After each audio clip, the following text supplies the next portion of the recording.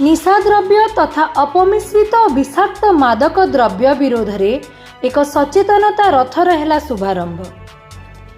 युव समाज को मादक द्रव्य बर्बाद करिबारे लगी। यह विरोध करी झारसुगुड़ा रे जिला स्तरीय सचेतनता रथर शुभारंभ करा जायछि।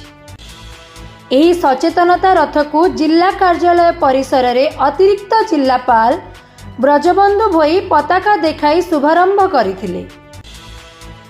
सारा राज्य रे मुख्यमंत्री आम संकल्प निशा नुहे जीवन कार्यक्रम शुभारंभ परिप्रेक्षी रे जिले में विभिन्न प्रकार निशा ठारू दूरेई रहिबा सह एक सुस्थ जीवन बंचिबा पई एही सचेतनता रथ द्वारा लोकंकु प्रेरित कराजिबो।